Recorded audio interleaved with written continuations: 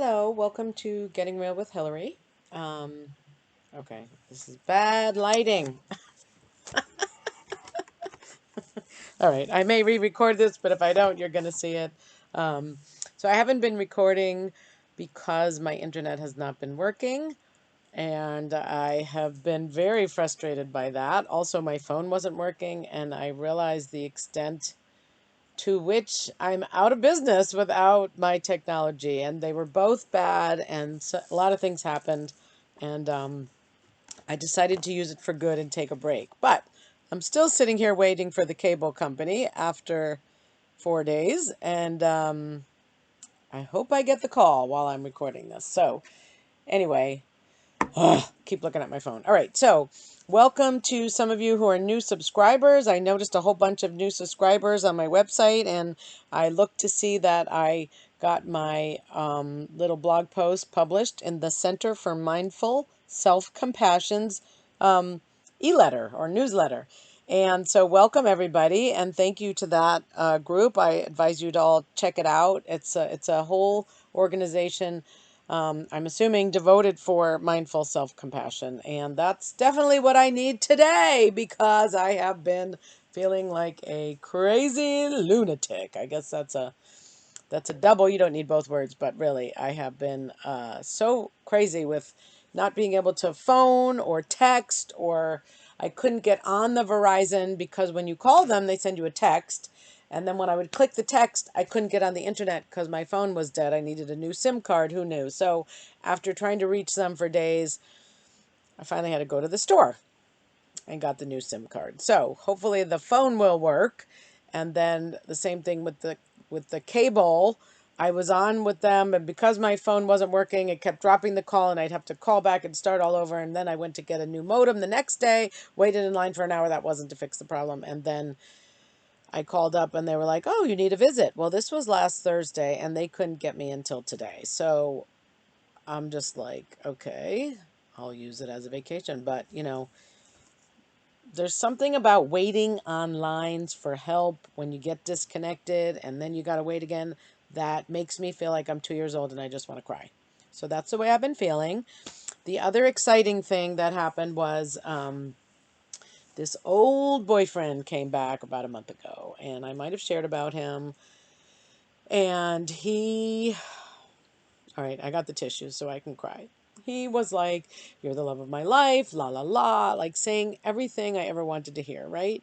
Now, the guy is not yet available. Let's just put it that way. But, and I knew, I had vowed to myself so my pattern in the past has been unavailable men. I don't know why. I think they're available, and then I find out they're lying. And so, even when I was married, um, my ex was available, but he was a really good talker and didn't deliver on any of his promises. So when I met this guy, I thought he was for real. Then I found out he was not actually available. And so for 4 years, I hadn't seen him. So he came back, and my instincts were saying I was doing the wrong thing. But my heart, was saying, "Oh, but I'm the love of his life, and we have this connection, and la la la." And I was just thinking of if I had been on Oprah or Dr. Phil, like, when you hear these stories and you're like, what do they say? "But I loved him," or "He loved me," and Oprah's like, "Ah," throwing up. So I knew if I was ever on one of those shows, based on what I was doing, that I was getting sucked in again, that I couldn't really, um, what's the word? I can't think of the word, but I couldn't really say why. It wasn't logical what I was doing. He was still not available, but even though he was making promises. So I knew this was my same pattern, falling for the words and no actions. And I did it anyway. I got sucked right back in. So I need a little self-compassion here, folks. I wanted to believe him. And I think he does feel a certain way for me, but there are some people that when I'm around them, I feel crazy. And I think it's me. But I wasn't crazy before he came back. I was experiencing freedom, peace. I was loving my life, loving myself. And now, after what happened was he was supposed to call me yesterday. I didn't get the call. I called him today and said, "What happened?" "Well, I called you 4 times." "Well, I didn't even get a call." So I just said, I can't, and I'm not supposed to call him because he's not available yet. Yet is the key word. And so I said, I can't live this way. So he's like, okay, I'll call you when I'm free. I said, I thought I was the love of your life. Well, you are. Okay. Right? Now, would you feel crazy? Yeah. And I'm not a victim here. I'm not saying I'm a victim here. I went into it knowing there were 3 scenarios, right? One is he would never be available. 2 is he would be available, we would try it and it wouldn't work. And 3 is we would have the love affair of the century.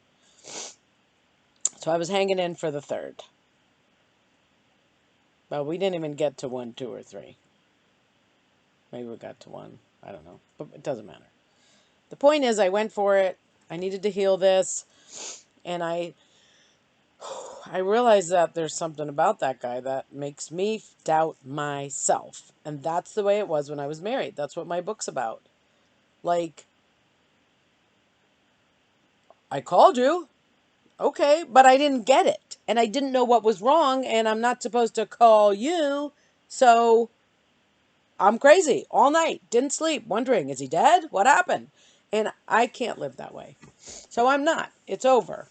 And I hate to admit all this, but a friend of mine was talking about yesterday, her pattern is to go for people unrequited love. So she loves the person, they don't like her. You know, that's her pattern. Mine is guys who have a great talk, promise everything, and I'm waiting. Waiting. Just like my little 2-year-old incident. I was waiting. And it's amazing how it keeps getting repeated. Right? And I was waiting and I knew it. I knew I was. I knew I was. But I did it anyway.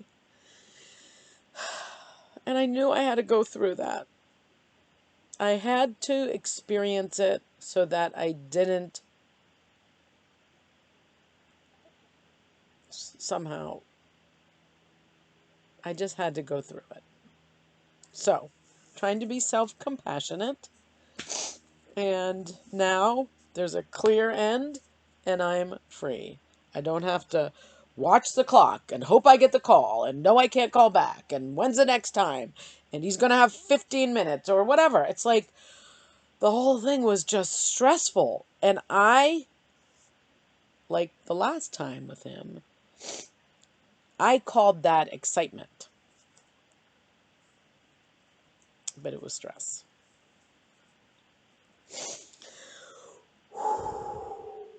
So, this is called Getting Real with Hillary.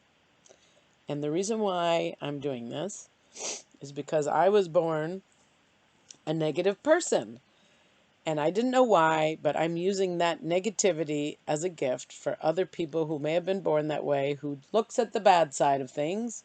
And I'm turning that into tools and strategies to get us back and to forgive ourselves and to love ourselves anyway and to get that we're great just as we are. And I don't need someone. I don't need to be the love of someone's life who isn't healthy for me. I don't. I can be fine just the way I am. And I was. And then I felt crazy again. So this is all for the good, folks, right? Anyway, this is not a professional studio. I tell it like it is. I don't edit these. If you like it, come back. If you don't, it was nice having you here. So, the book, The Second Piece of French Toast, is available online at Amazon. I'm asking for 5-star reviews if you like it. If you don't give me one, please. And tell your friends. I'm doing my first book talk next week. Very exciting. And the blog, of course, creatinglifeouthere.com. Thanks for listening. And tune in again if you got value. Or if you just want to be entertained. They're not always crying, although lately they have been. But that's okay, because that's real. Bye.